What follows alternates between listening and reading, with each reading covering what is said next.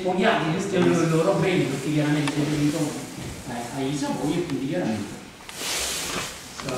là non avevano cittadinanza e qua invece facevano un'opera pubblica, in più i comuni avevano l'obbligo di fare delle case di insegnamento di insegnare alle giovani. E ancora di più, considerate che il regno delle due Sicilie aveva un esercito di 150.000 uomini, tutti i soldati del regno delle due Sicilie avevano l'obbligo di imparare a leggere e a scrivere. Tutti i soldati, non i generali, ma tutti i soldati dovevano leggere e scrivere. Quindi se noi mettiamo 150.000 soldati, esclusi diciamo lo Stato Maggiore, generali e comandanti, mettiamo tutte le scuole che erano patrocinate dallo Stato siciliano e mettiamo tutte le persone, le varie università che avevamo a Napoli, ne avevamo più università di tutto il resto d'Italia. Nessuno lo dice, però se uno c'è in un'università significa dei livelli di scolarizzazione più bassi che devono essere pieni, se no non vai, quella è una cascata, no?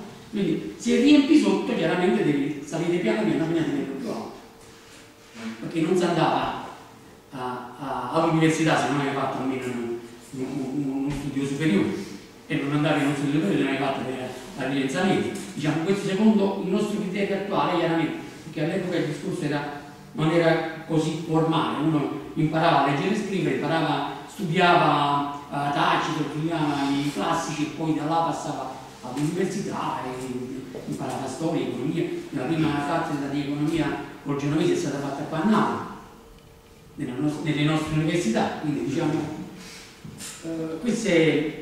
Che è successo? Nessuno già me lo domande e questo è giusto per fare una piccola premessa. Un'altra premessa che è obbligatoria è, lo voglio dire a tutti, anche ai professori presenti, che la università, che diciamo noi sotto l'ala sulla quale io soprattutto mi schermisco, è non è un'associazione, è un gruppo di persone che ha deciso di mettere in comune le proprie conoscenze. Per cui io sto qua, ma potrebbe stare qualsiasi altro di voi che ha più competenze di me, anzi io vi esorto a correggermi se avete cose da aggiungere, di aggiungere e di dare più notizie, perché noi siamo qua per condividere delle idee, perché più idee condividiamo, più tutti quanti saremo ricchi di idee. E questa è la sede. C'è una sede L'università purtroppo è nomadica, nel senso che dove troviamo ci mettiamo. Noi abbiamo detto che generosamente ci ha offerto questo posto con le sedi, con tutta l'attrezzatura, e quindi diciamo oggi qua è la libera università di Napoli.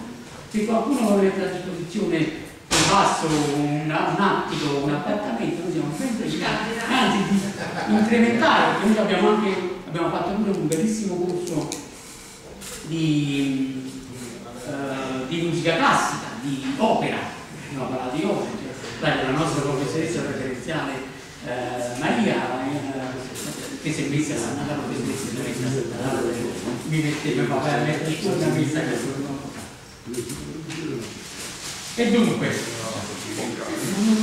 fatto questo preambolo, esco da qua. Certamente tutte le domande che volete.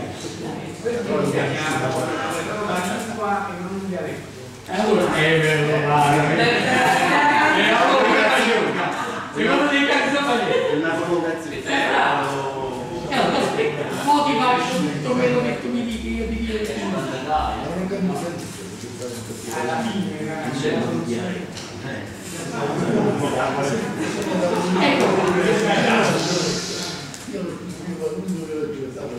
Comunque le lettere erano come facevamo noi, le lettere maiuscole, sì, 40 anni fa. Dico, le lettere maiuscole, tipo la D, la B, la H, era come scrivevamo noi 50 anni fa in Italia. Ma se voi vedete, allora, dopo la conquista mano militare del Sud Italia da parte dell'esercito piemontese, fu mandato qua a Napoli. Ma c'è una bella calligrafia, no? Sì, allora l'esempio che la cosa che voglio dire è questa. Mandarono qua a Napoli uno per mettere ordine nella burocrazia napoletana. E questo signore che viene qua, non mi ricordo, dovrei andare a vedere nelle elezioni che mi ha fatto del Regno delle Due Sicilie, che è Massimo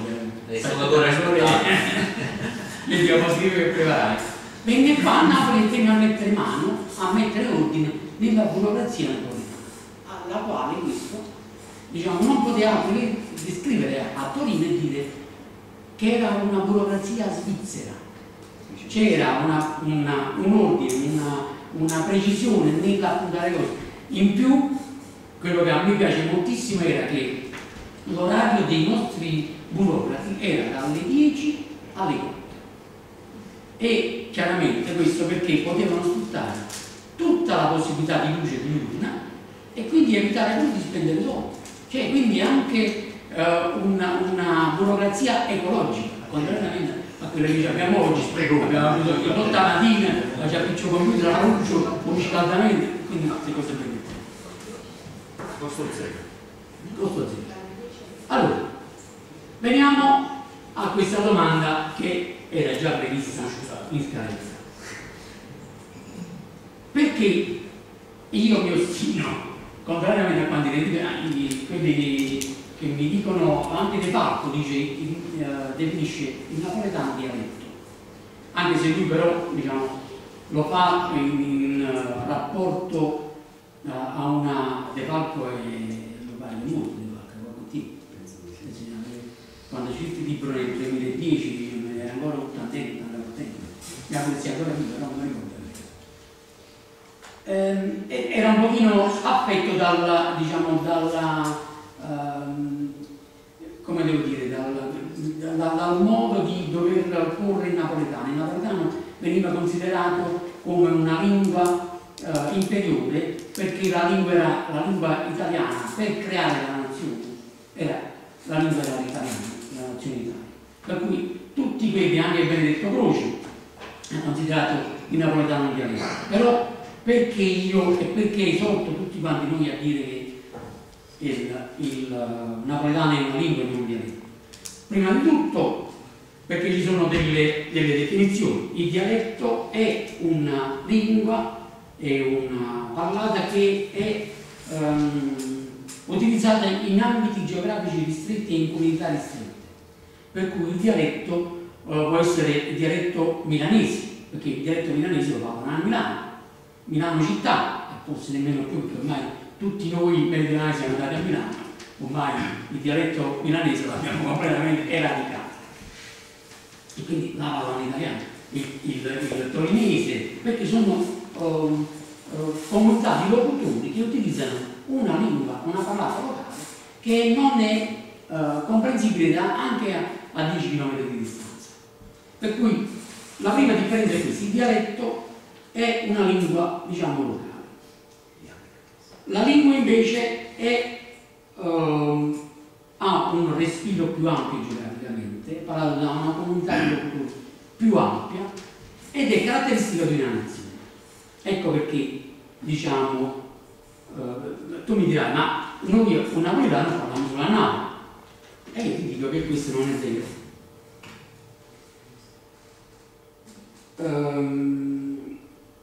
Questo perché un'ulteriore distinzione, un'ulteriore precisazione è il fatto che il napoletano è una lingua neoromanza e infatti molti parlano ma quelli, il napoletano è molto simile allo spagnolo, è molto simile allo spagnolo semplicemente perché lo spagnolo, come il francese, come l'italiano, come il rumeno, il portoghese, sono lingue neo-latine, per cui hanno la stessa origine, per cui noi usiamo l'accusativo personale indiretto che usano gli spagnoli, chiama Pasquale, non chiama Pasquale, ma chiama Pasquale, che è tipico della parlata spagnola, della lingua spagnola, del catalano, no, del castigliano.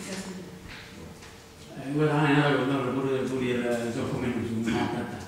del castigliano, quindi C'è questo discorso per la quale noi andiamo a distinguere, è che noi non deriviamo né dall'italiano né dallo spagnolo, ma abbiamo la stessa comune origine che è la lingua latina. Ma per la dominazione. Prego? Per la dominazione. Perché siamo stati dominati dagli spagnoli. No, qui dice per Non è che noi abbiamo inglobato tutte le persone, tutti i popoli che sono passati da noi abbiamo sempre preso qualcosa e l'abbiamo elaborato. C'è un bellissimo libro che io vi consiglio di leggere, che ha scritto Angelo Forgione, si chiama Made in Naples. Made in Naples. Ha scritto Angelo Forgione, che è un ragazzo che parla di tutte come Napoli ha civilizzato il mondo. Perché da Napoli sono partite, sono partite delle mode che poi hanno influenzato tutto il resto dell'Europa, se non tutto il mondo. Una per tutte, l'opera buffa, che è partita da Napoli, della famosa scuola musicale napoletana, che appunto ormai 500 anni che noi facciamo musica a Napoli. Se quando vogliamo considerare la musica parte Voltaire e mo' Pino Daniele, a parte che noi stiamo cominciando ad evolvere anche nel che fanno, non mi ricordo come si chiama. Il re, bravo. Noi siamo pure all'avanguardia, naturalmente. Quindi diciamo, abbiamo tutte queste belle cose che possiamo mandare. Il napoletano che ha origini, come tutte le altre lingue delle romanze, del latino. E tra l'altro voglio dire una piccola cosa, i romani a noi non ci hanno mai conquistato. Noi eravamo una colonia romana per federazione e non per conquiste come hanno fatto invece gli Isamiti, come hanno fatto invece con tutte le altre popolazioni italiche. Loro sono venuti qua a Napoli adottando, addirittura chi veniva a Napoli parlava greco come noi parlavamo greco, visto che l'origine della città di Napoli era un'origine greca, veniva dai Cumani, e poi c'è stata tutta una cosa, non è questo il momento di parlare di questo. Giusto per come tutta questa cosa. No, dico un attimo solo, ma una lingua si differenzia da un dialetto anche perché è una lingua declinabile la nostra, cioè quella del napoletano è declinabile. Invece i dialetti generalmente non hanno. Se tu non parlate e basta. Poi ha tutta una successivo. No, è così. Perché ho visto che ha cambiato slide. No, ho cambiato slide perché stiamo dicendo, abbiamo parlato della lingua, abbiamo detto sì, buon napoletana può essere considerata una lingua locale, perché noi la parliamo a Napoli, io parlo napoletano e ho detto prima, allora voi dite noi lo parliamo qua, invece no. Ecco, tutte queste zone geografiche qua, che sarebbero più o meno, non proprio tutto, il vecchio stato delle due Sicilie, tranne il Salento e la Calabria meridionale, diciamo che hanno più avuto un'influenza insieme alla Sicilia, un'influenza greca, per cui loro non hanno il nostro napoletano, diciamo. Il napoletano come lingua è quest'area viola, vedete la 4B, la 4C, che è più o meno simile, anche se alcuni comuni vesuviano hanno delle cadenze particolari, delle funzioni particolari. Però ecco, io vado in Molise e trovo spesso che in Molise dicono chi l'ha fatto sciarra, canogliere. Fare sciarra in napoletano significa criticare. Noi non lo diciamo più, non diciamo sei appiccicato. Dici mi fa la sciarra. Mia nonna però diceva è venuto a sciarra con un frate. Non ti appiccicano questo fratello. Perché mia nonna del 1800 quando aveva conservato la lingua napoletana e quindi tutte queste aree sono aree che parlano un dialetto della lingua napoletana. E quindi ecco un'ulteriore caratteristica per dire che questa, che in napoletano è una lingua. Inoltre, devo tornare indietro.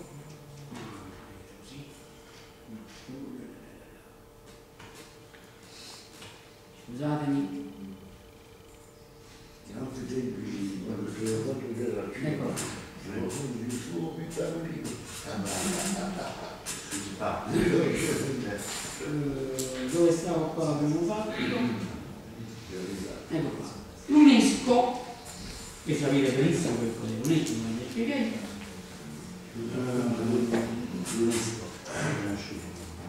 L'UNESCO sarebbe United Nations di culture, economiche, non mi ricordo molto come l'acronimo. Comunque fa parte di questa organizzazione internazionale dell'ONU che è dedicata soltanto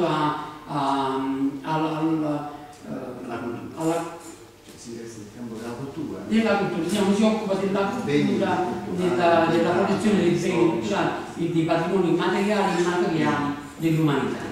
E il napoletano l'ha definita una lingua in quanto una lingua madre e non una lingua che figlia dall'italiano, ma avendo una sua radice precisa, non è una derivazione dall'italiano, ma è un'altra lingua, tra l'altro è la seconda lingua più parlata in Italia. E quindi riconosce il napoletano lo stato di lingua madre, cioè dico che tra lingue italiane e toscane lingua separata dall'italiano standard, perché il toscano è un dialetto di questo. La zona in cui è parlata la lingua napoletana con i suoi dialetti l'avete vista. L'International Standard Organization, l'organizzazione internazionale di standardizzazione, ha codificato nel codice ISO 639 e l'ISO 3 la lingua napoletana, la codificata come lingua perché corrisponde a 5 caratteristiche fondamentali. Ve le leggo così. Deve essere una lingua che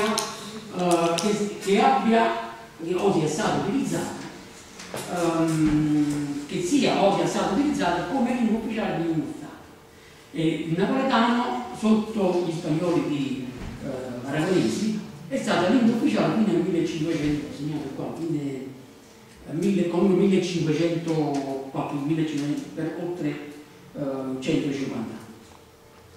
Dopodiché fu adottato anche qua nel Regno di Napoli, fu adottato il toscano come lingua ufficiale, perché si tendeva sempre a cercare di questo famoso stivale per diventare unico come potenza, perché comunque rispetto agli altri stati-nazione, Francia, Spagna, quindi avevano avuto la possibilità di aggregarsi. Chiaramente noi eravamo sempre il vaso di goccia, come dicevano tutti, tra i vasi di ferro, quindi tutti quanti venivano qua a prendere un pezzo, diciamo, del giardino d'Europa in Italia. È rimasta qualche tempo fa, era poi diventata il calcestruzzo d'Europa, perché noi abbiamo si è conosciuta come lingua letteraria. Chiaramente la lingua letteraria ha una sua grammatica, anche se devo dire il fatto che sia declinabile in genere. Questa proposta che vi faccio stasera di lingua napoletana la faccio non perché noi abbiamo qualcuno che ha codificato una grammatica, ma perché prendiamo la grammatica dagli esempi delle persone che hanno fatto prima di noi, da Basile, da Cortesi, che sono i primi che hanno scritto ufficialmente in lingua napoletana, e da allora abbiamo imparato, diciamo delle regole che applichiamo, e che chiaramente l'idea sarebbe di creare un'accademia, tipo l'Accademia della Giusta, che stabilisce delle regole che nessuno ci ha dato, ma che noi adottiamo perché, diciamo, per rendere la lingua intellegibile, perché se ognuno si poi scrive a modo suo in napoletano, come i codici fiscali che leggiamo oggi su Facebook, non ne voglio dire, ma non scherzando a te.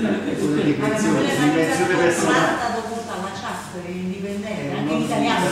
Sì, ma non è solo questo, è anche il fatto che non sanno come si scrive in napoletano, perché nessuno ha insegnato, tranne il nostro professore che ha avuto la bellissima idea di introdurre delle lezioni di napoletano nelle scuole loro insieme. Allora, vengano queste attività che diciamo non deve essere soltanto delle persone che per una ripicca, per una voglia di conoscenza o per qualsiasi altra motivazione si rivolgono al napoletano per acquisire le terreni, ma dovrebbe essere una cosa diffusa. Tra l'altro c'è una legge dello Stato che garantisce la supremazia alla lingua sarda e alla lingua del nord Italia di friulana, a friulana, che noi garantiamo il sardo e il friulano, che non me ne vogliono né sardi né friulani, non me ne voglio dire, ma nessuna canzone o solo mia, l'Armata Russa non ha mai cantato solo mia, o ha cantato così, ma non è che allora ritorno, non me ne vogliono, non voglio fare una cosa di partito, non voglio fare una volta di però proteggono queste lingue, diciamo. Però una napoletana deve essere come dire. Nicola, permettimi, posso solo dire, lo frate innamorato, Frate Giovan innamorato. Battista Gregorini, Esatto. per metà è cantato e il break è scritto In in napoletano. lo frate innamorato arriva alla Zarita Caterina seconda lista. E se per tutti. Andate via facilmente. Quindi abbiamo detto la grammatica che noi però desumiamo dagli scritti, è una letteratura propria, scritta diciamo originale, non diciamo che Basile ha fatto o punto di punto, lo punto delle punte, ovvero un trattamento di piccerilla. L'ha scritto in lingua originale e ha dato poi la possibilità per Ferrore e Pellegrino di fare le loro parole e poi sono diventate famose, però Cenerentola l'hanno tratta, Ferrore e Cenerentola l'hanno tratta da Basile, quindi diciamo quindi testi originali. In più noi abbiamo avuto persone che hanno tradotto i classici greci e romani in lingua napoletana. Ultimo è che io pure vi consiglio di leggere, che ho comprato, bellissimo. O Principe Piccerino di Exupéry, meraviglioso. In napoletano diventa ancora più bello, è bello, ma con napoletano diventa ancora più bello. Sono facili da reperire questi testi napoletani. Non ho capito. Sono facili da reperire da qualche parte. Sì, Feltrinelli ce l'ha. Feltrinelli ora, a meno della Piazza Garibaldi, ha proprio messo uno stand proprio soltanto per letteratura in napoletano. Prima, Piazza Garibaldi e Piazza dei Martiri.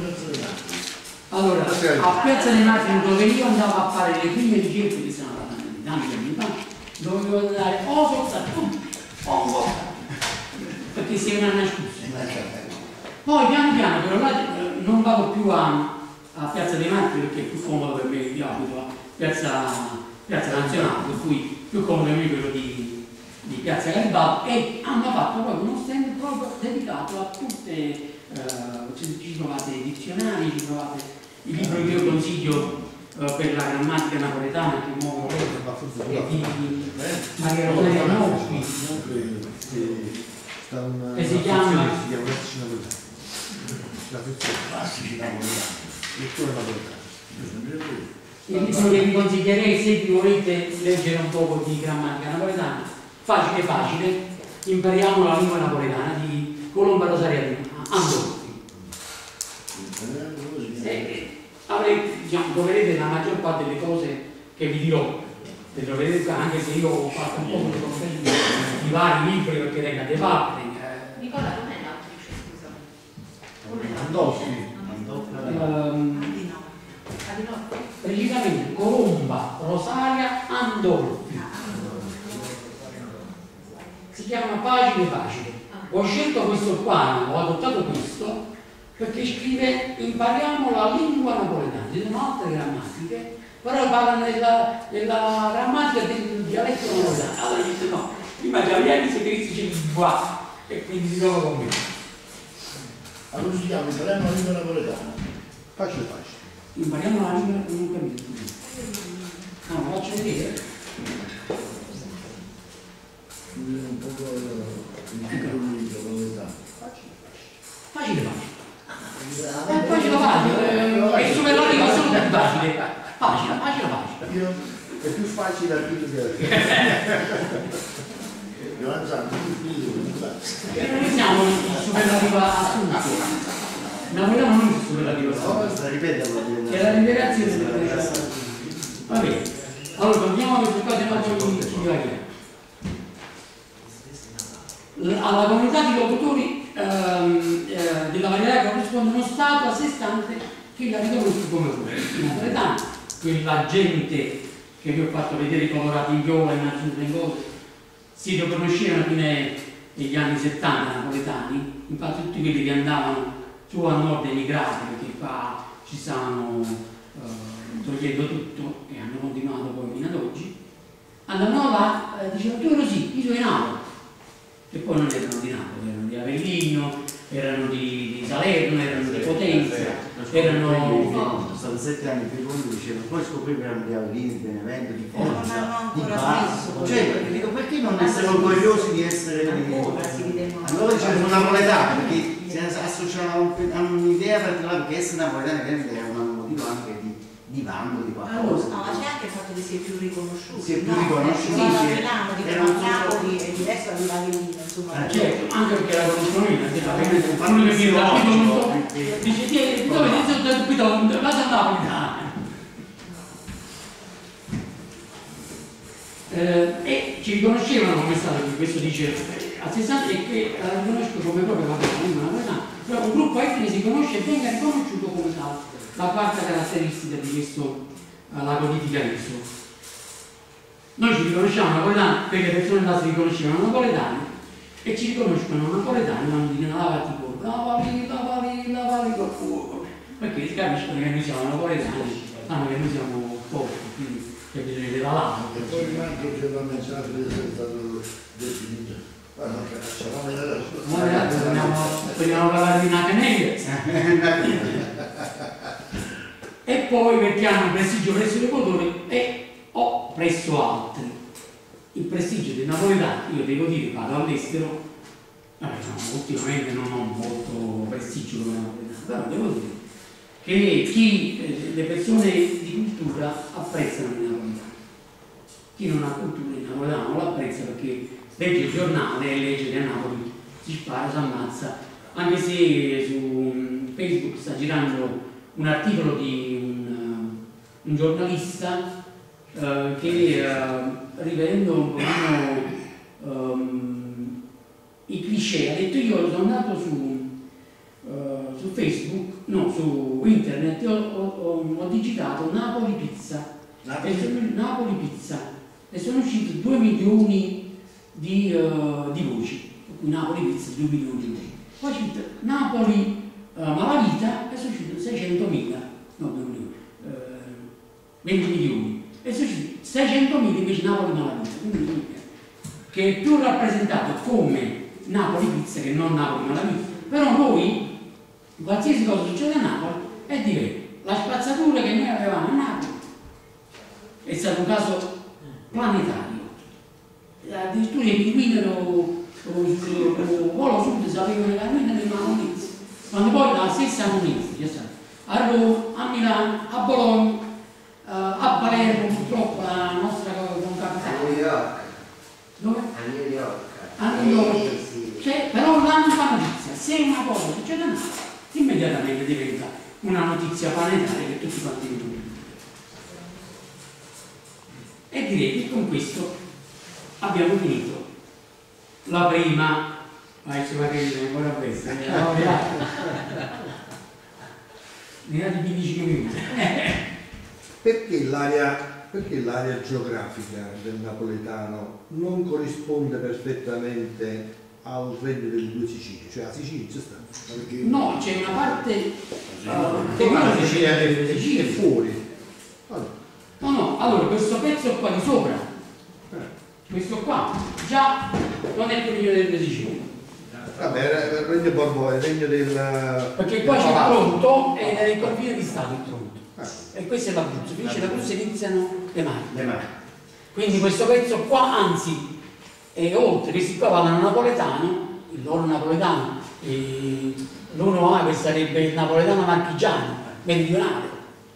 E chiaramente non è che parlano. Quello era il papato, no? Sì, era appunto, però chiaramente c'era l'influenza. Considerate che tutto questo regno qua, questa zona qua, vedete c'è anche una parte del Lazio oggi, ma questo era è il confine fino a Terracina, perché Gaeta è stata una famosa roccaforte nella quale abbiamo resistito fino a febbraio del 1861, nonostante che sparassero i cannoni rigati, e quindi vabbè, questa è un'altra storia. Perché perché? E poi queste qua non parlano napoletano perché, come ho detto prima, c'era l'influenza greca che è rimasta e quindi chiaramente hanno sviluppato una loro lingua. C'è stata in Sicilia in particolare, c'è stata un'influenza spagnola. Spagnola, araba. Soprattutto nel linguaggio, anche perché in molte parole siciliane c'è una grossa evidenza di influenza spagnola. Spagnola, sì, ma anche, allora, la fortuna, secondo me, di questi... Faccio così, se tu pensi in Sicilia ancora oggi ci va a lavorare, quando ci va a travagliare. No, non abbiamo affaticato. Questo è un'altra cosa. Vabbè, no, per l'influenza della Sicilia. Diciamo influenzata. Ok, allora, usciamo da questo qua e passiamo alla seconda serie. Vocali e consonanti. Questa è la cosa bella che dobbiamo cominciare a vedere.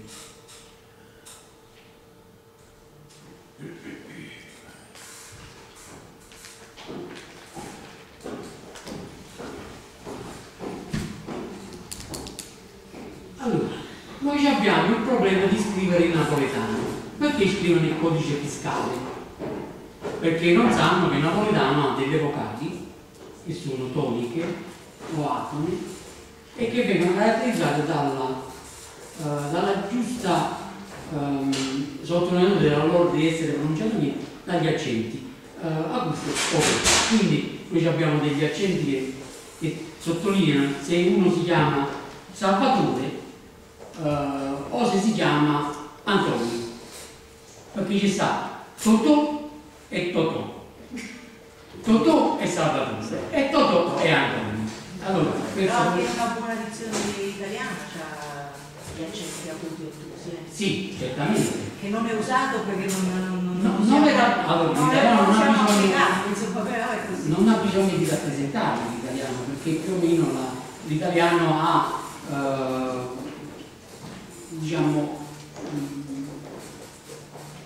lo scritto dell'italiano non ha lo schwa che abbiamo noi, che sarebbe lo schwa in linguistica rappresenta la scrittura di una vocale ma non la pronuncia, che viene detta in linguistica schwa perché diciamo una caratteristica dei napoletani. L'italiano non ha tutte le vocali, si pronunciano e non hanno aperto o chiuso, e sappiamo bene se si dice sole oppure diciamo facciamo proprio degli errori per questo probabilmente. sì, vabbè, c'è chi dice chi fa degli errori nel parlare ma non capisce, tu dici la Nutella o la Nutella.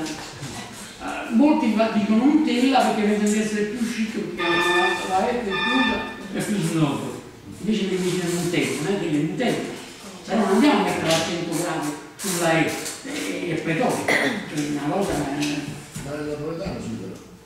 Il napoletano non ha mettere. Sì, infatti io questo sto dicendo.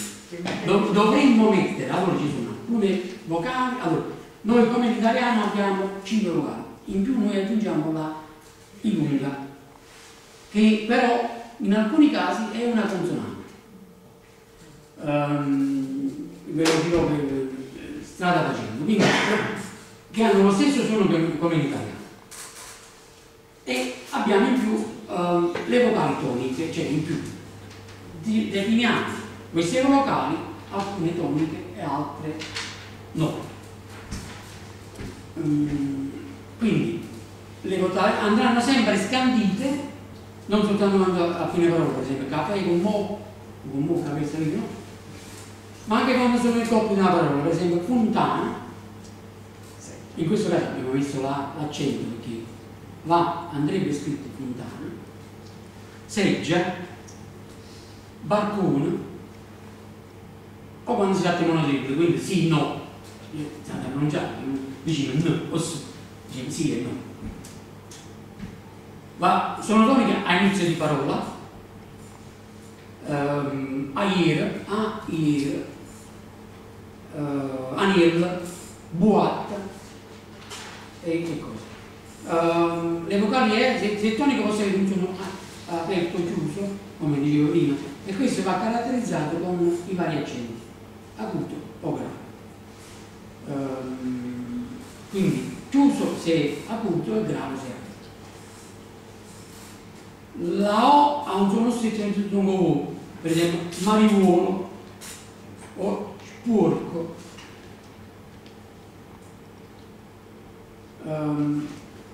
Chi parla napoletano, naturalmente queste cose ci sono io, mi dice ma visto come sta dicendo? Io so già, perché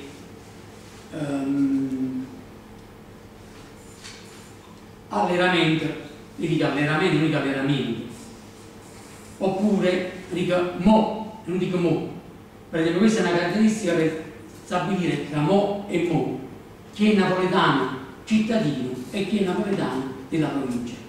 E la provincia, la maggior parte dice mo vedi, non dico mo, quindi l'accento acuto invece dell'accento grave. Un'altra cosa che volevo dire, non me la ricordo, quindi alleramento, il suono generale tutto l'indirizzo. Va anche l'accento acuto nell'infinità occupato dei verbi care, provare, vare. Sto dicendo vare, non vade, perché questa è un'altra delle ragazze che ne parleremo in seguito più avanti. Questi sono tutti monosillabi che hanno questa è chiusa. Lo stesso per stienda, pazienda, pattanessa, pastiere, cannoniere, solitiere e anche modo di dire scapolo, oltre che solitario, o solitiero, il è solitiero, mi viene menzolato.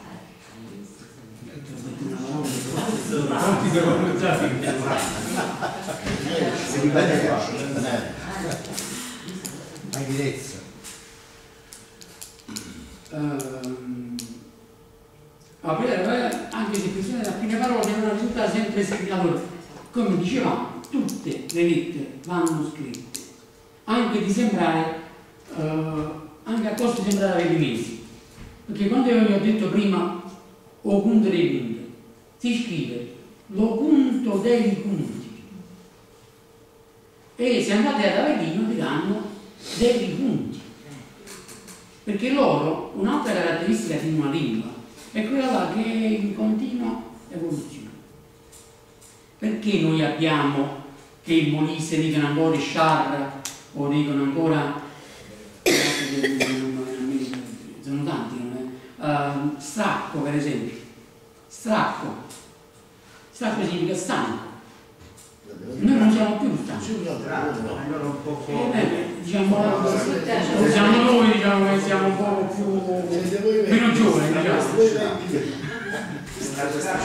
diciamo mi sento stracco, oppure lo capiamo mi sento stracco. Se una persona anziana dice sono proprio stanco, tu capisci che ha detto sono stanco, però chiaramente io ho un pochino di ritegno a dire ma sento stracco vicino a un ragazzo, un giovane, oppure a panna porta. A panna porta. A panna si devi sostituire. Perché tu vuoi il pane che non sa se essere giusto. A panna porta. Un ragazzo di oggi, quando sente a panna porta, se pensi che tu a Robby ci può mettere un cuore coppo che dice che appannare il vetro significa renderlo non trasparente, quindi vorrei fare la cosa. Appannare è italiano e quindi questo è un termine che noi diciamo come napoletani in un senso completamente diverso.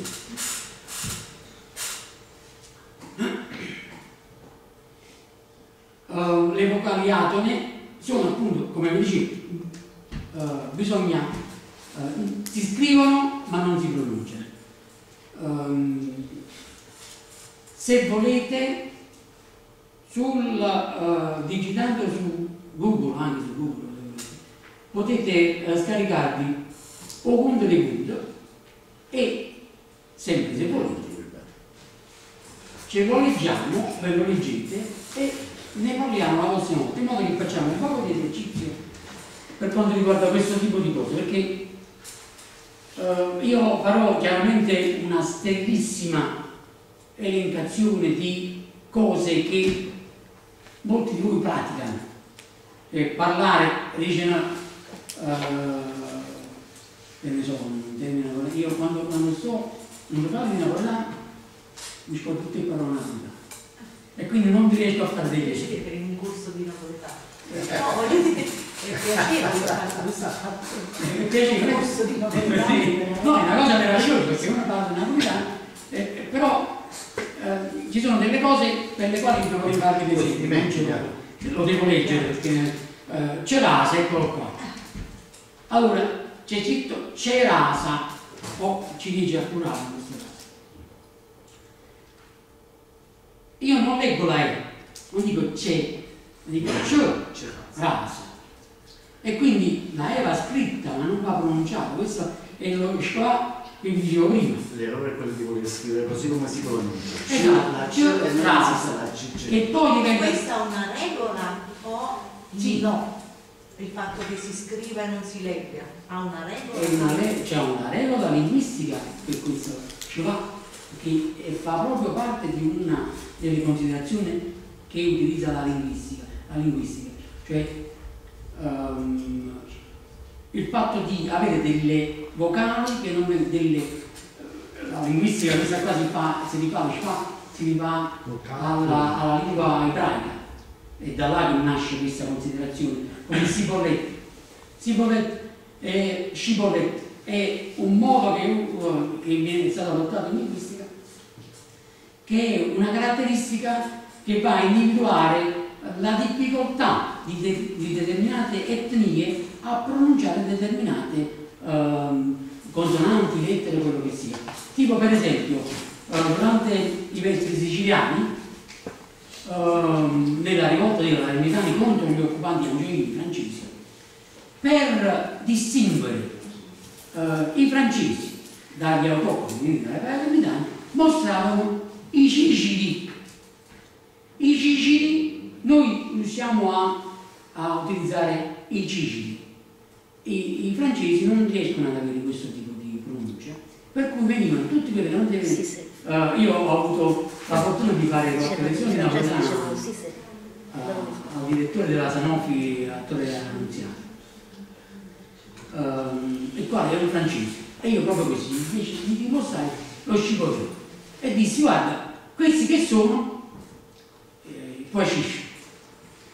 E lui, no, invece di leggere Cicili, e lui disse: questi sono gli Scicili. No, allora io in questo caso, se fossi stato un palermitano deve essere siciliano, avrei ucciso, perché tu hai pronunciato male quello che io chiamerei Cicere e tu hai detto Scicili, per cui questo è lo scipolo. Ma nel senso di ceci, scusa. Ceci, i siciliani del Cicili. A questa difficoltà di alcune popolazioni di non avere la possibilità di adottare proprio completamente. Solo una cosa, la regola è che si deve scrivere perché non esistono le vocali brutte, esistono le vocali serie, cioè il suono indistinto, quindi la è indistinto, ma non è che non c'è. Quindi è un errore non segnare la vocale per la semplice ragione che c'è, come c'è nelle finali delle parole francesi. Come tutti quando diciamo tutti scusa, ma ho notato in molte parole quando lui dice macera, quando lui dice mamma, vedo un particolare, praticamente prima della E capita sempre una consonante per annullare quella E. C'era... Sì, perché se inizi di vocale, inizi di parola devi cominciare nel contesto della parola participone, E di là. che a una tone è così. Una sigla. Esatto,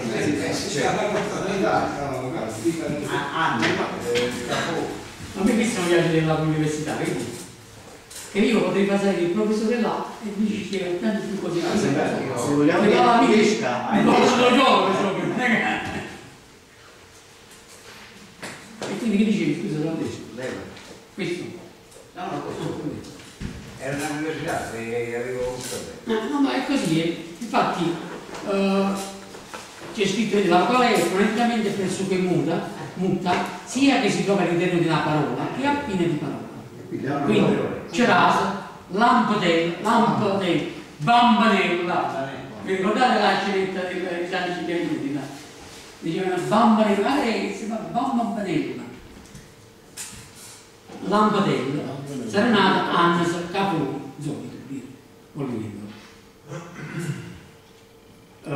la O è come la E, quando si va a una parola che a fine di parola quindi la O è come se non ci fosse, ma sa da scrivere, perché se stroppolo. La domanda che potrebbe nascere spontanea, ma se è indistinta, perché una volta mettiamo una volta mettiamo? Perché noi adottiamo una scrittura simile, purtroppo, comunque all'italiano. Cioè ritorniamo alla radice latina, che c'era lì? C'era una O, allora ci mettiamo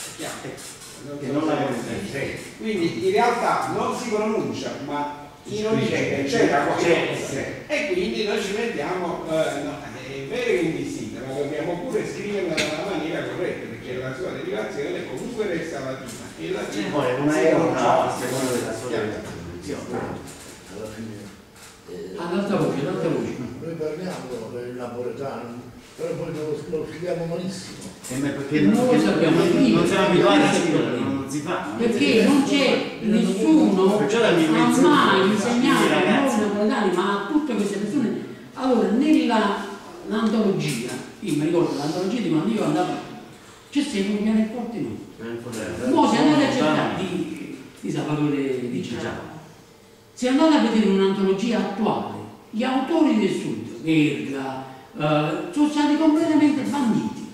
Non c'è stato più un Pirandello, premi Nobel che hanno portato onore all'Italia semplicemente perché erano nessuno. Non sono stati completamente cacciati fuori dall'antologia e devono imparare i ragazzi fuori. Come si fa una nazione una se non abbiamo tutti quanti il rispetto reciproco? Ecco perché poi alcuni dicono, ma tu sei neoborbonico, ma non perché uno non è che è neoborbonico, è perché se non riscattiamo il nostro passato, se non conosciamo il nostro passato, non possiamo vantare una pretesa di futuro migliore. Questo è il discorso. Perché pensiamo sempre che il popolo meridionale, io ricordo che leggevo la Campania è prevalentemente agricolo. E a me ricordo che posso dire magari conosci il passato,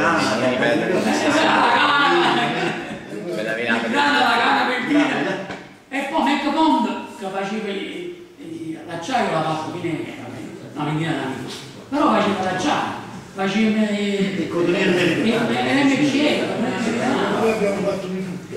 Ginole che stava a Salerno, A partire dalle ferrovie, a finire, anzi a partendo dalle cantaie e cantaia di Pisa che dopo l'Inghilterra siamo stati i primi in Italia a fare una ferrovia, dopo l'Inghilterra. Quando si leggono in giovane comunità, poi io a Napoli, l'unico competizione, poi facciamo la ferrovia a Napoli. era Baiar, una convenzione che fece Ferdinando II di Borbone con l'ingegnere Bravo. Baiar non c'è un cognome, sì. Vai là. Baiard. a Vaiate. Allora Vaiate mi va bene. E non dimentichiamo nemmeno il teatro di San Carlo, che è il primo teatro d'Europa, il più bello, e il più grande. E quando ci entrò che non lo so, lo faceva standare. E noi siamo un popolo trascurato. E perciò diciamo, allora, noi ci hanno detto che noi del sud eravamo tutti sporchi e cattivi. Talmente delle volte che ci hanno detto che noi ci siamo convinti. E i genitori dicevano vicino ai ragazzi che parlavano napoletano, i bambini, parla bene. Questo è il Parla bene, ma io sto parlando napoletano. No, parla bene, parla in italiano. Correggiti perché vi preparano.